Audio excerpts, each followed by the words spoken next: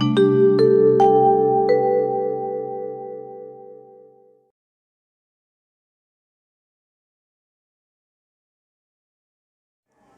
Morning class. आज हम पद्य शिक्षण का अध्ययन करेंगे। पद्य काव्य, कविता या पद्य साहित्य की वह विधा है जिसमें किसी कहानी या मनोभाव को कलात्मक रूप से किसी भाषा के द्वारा अभिव्यक्त किया जाता है। भारत में कविता का इतिहास और कविता का दर्शन बहुत पुराना है। इसका प्रारंभ भरत मुनि से समझा जा सकता है। कविता का शाब्दिक अर्थ है काव्यात्मक रचना या कवि की कृति जो छंदों की श्रृंखलाओं में विधिवत बांधी जाती है। काव्य वह वाक्य रचना है जिससे चित्त किसी रस या मनोवेग से पूर्ण हो, अर्थात वह जिसमें चुने हुए शब्दों के द्वारा कल्पना और मनोवेगों का प्रभाव डाला जाता है। रस गंगाधर में रमणीय अर्थ के प्रतिपादक शब्द को काव्य कहा है। अर्थ की रमणीयता के अंतर्गत शब्द की रमणीयता अर्थात शब्द अलंकार भी समझकर लोग इस लक्षण को स्वीकार करते हैं। पर अर्थ की रमणीयता इस प्रकार की हो सकती है, इससे यह लक्षण बहुत स्पष्ट नहीं है। साहित्य दर्पणकार विश्वनाथ का लक्षण ही सबसे ठीक माना जाता है। उनके अनुसार वाक्यम रसात्मकम काव्यम, अर्थात रसात्मक वाक्य ही काव्य है। डियर स्टूडेंट्स, काव्य की परिभाषा विभिन्न विद्वानों ने दी है। आचार्य महावीर प्रसाद द्विवेदी के अनुसार पद्य का रसात्मक तत्व ही कविता है। इन्होंने पद्य के रसात्मक तत्व को ही कविता माना है। पंडित जयशंकर प्रसाद के अनुसार पद्य आत्मा की संकल्पनात्मक अनुभूति है। वहीं पर पाश्चात्य विद्वान भी इसकी परिभाषा देते हुए कहते हैं। शैले के अनुसार कविता को कल्पना की अभिव्यक्ति माना गया है। जॉनसन के अनुसार जॉनसन ने कविता को छंदों में रचना माना है। मिल्टन के अनुसार मिल्टन ने कविता को कहा है कि कविता सरल, प्रत्यक्षमूलक और रागात्मक है। डियर स्टूडेंट्स, भाषा शिक्षण की दृष्टि से भी पद्य का बहुत बड़ा महत्व है। पद्य के पठन में पाठकों को भाषा के विविध रूपों, अभिव्यक्ति की विभिन्न शैलियों और समाज तथा उसकी विभिन्न समस्याओं का ज्ञान प्राप्त होता है। वे जाति विशेष के धर्म और दर्शन से परिचित होते हैं और अपने देश, जाति और धर्म के प्रति उनमें अस्थायी भावों का निर्माण होता है। डियर स्टूडेंट्स, पद्य के अर्थ के बाद अब हम पद्य शिक्षण के सामान्य उद्देश्यों की चर्चा करते हैं। आखिर क्या उद्देश्य लेकर एक शिक्षक कक्षा में पद्य शिक्षण करवाता है? इसके उद्देश्यों में पहला उद्देश्य है विद्यार्थियों में पद्य के प्रति रुचि व प्रेम उत्पन्न करना। दूसरा, विद्यार्थियों को पूर्ण मनोयोग से कविता पाठ सुनने के योग्य बनाना। तीसरा, विद्यार्थियों को उचित गति, आरोह अवरोह तथा भावानुसार काव्य पाठ करने के योग्य बनाना। विद्यार्थियों को काव्य पाठ सुनाकर उसका अर्थ ग्रहण करने व भावानुभूति करने योग्य बनाना। डियर स्टूडेंट्स, अगला उद्देश्य है विद्यार्थियों को छंद, शब्द, शक्ति, रस एवं अलंकार आदि का ज्ञान कराकर काव्य का पूर्ण रसास्वादन कराना। छठवां उद्देश्य दिया गया है विद्यार्थियों में कल्पनात्मक व बोध शक्ति का विकास करना। डियर स्टूडेंट्स, आप देख रहे होंगे कि जो पद्य शिक्षण के सामान्य उद्देश्य हैं, इनमें से कुछ उद्देश्य आपको गद्य शिक्षण के भी मिले हुए होंगे।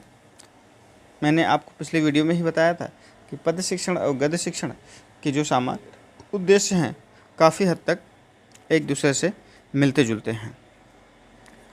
छठवां उद्देश्य है विद्यार्थियों में कल्पना व बोध शक्ति का विकास करना।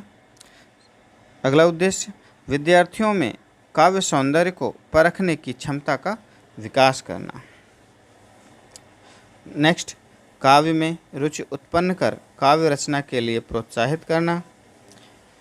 काव्य में रुचि उत्पन्न कराना शिक्षक का बहुत बड़ा कार्य है। क्योंकि जब तक शिक्षक छात्रों के मन में काव्य के प्रति रुचि उत्पन्न नहीं करेगा, तब तक छात्र कविताओं को पढ़ने के लिए या कविता पाठ करने के लिए प्रोत्साहित नहीं होंगे। अगला उद्देश्य है विद्यार्थियों को विभिन्न काव्य शैलियों से परिचित कराना। डियर स्टूडेंट, ध्यान दीजिएगा, परीक्षाओं में जो आपके सीटेट यूपीटेट की परीक्षाएं होती हैं, उसमें पद शिक्षण के सामान्य उद्देश्य के अतिरिक्त प्राथमिक स्तर एवं पूर्व माध्यमिक स्तर पर पद शिक्षण के उद्देश्यों पर प्रश्न बनते हैं, जिसमें आपसे अलग से पूछा जाता है कि प्राथमिक स्तर पर पद शिक्षण के उद्देश्य क्या होंगे या पूर्व माध्यमिक स्तर पर पद शिक्षण के उद्देश्य क्या होंगे। इसलिए प्राथमिक स्तर पर और माध्यमिक स्तर पर हम अलग अलग पद शिक्षण के उद्देश्यों का भी अध्ययन करेंगे, जिससे आपको आगामी परीक्षाओं में कठिनाई का सामना ना करना पड़े। ये जो पद शिक्षण के उद्देश्य अलग अलग बांटे गए हैं प्राथमिक स्तर और पूर्व माध्यमिक स्तर पर, यह छात्रों की मानसिक योग्यता के आधार पर इनका विभाजन किया जाता है। पहले हम देखते हैं प्राथमिक स्तर पर पद शिक्षण के उद्देश्य। प्राथमिक स्तर पर पद शिक्षण के निम्नलिखित उद्देश्य देखने को मिलते हैं। पहला है शब्दों के स्पष्ट एवं मानक उच्चारण का अभ्यास कराना। डियर स्टूडेंट, बच्चे छोटे होते हैं, इसलिए उनको पहले उच्चारण का अभ्यास कराना अत्यंत आवश्यक है। बच्चों को भावानुकूल वाचन सिखाना। बच्चों में गति एवं प्रवाह के साथ वाचन की योग्यताएं विकसित करना। अगला उद्देश्य है छोटे बच्चों के लिए लिखे गए गीतों को स्वयं पढ़ने तथा उन्हें कंठस्थ अर्थात याद करने की योग्यता विकसित करना। नेक्स्ट उद्देश्य है बच्चों में अन्य लोगों के समक्ष कविता सुनाने की योग्यता विकसित करना। ये जो अन्य लोगों के समक्ष कविता सुनाने की योग्यता विकसित करने का कॉन्सेप्ट है, इसका कहने का तात्पर्य यह है कि बच्चों के अंदर कविता सुनाने से हम उनके अंदर जो एक झिझक होती है उसको भी दूर करने का प्रयास करते रहते हैं, जिससे आगे चलकर वह भविष्य में आत्म अभिव्यक्ति करने में सक्षम हो सके। अगला उद्देश्य है बच्चों में कविता को नाटकीयता के साथ सुनाने की दक्षता विकसित करना। तो डियर स्टूडेंट्स, नाटकीयता का तात्पर्य यहाँ पर यह है कि जब आप एक्टिविटी के साथ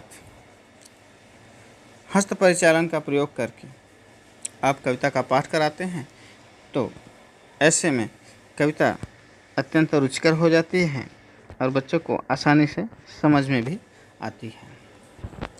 अब हम देखते हैं पूर्व माध्यमिक स्तर पर पद शिक्षण के उद्देश्य कौन कौन से हैं। पहला उद्देश्य छात्रों को कठिन शब्दों के उच्चारण का समुचित अभ्यास कराना। दूसरा उद्देश्य छात्रों की उच्चारण विषयक त्रुटियों का सुधार करना।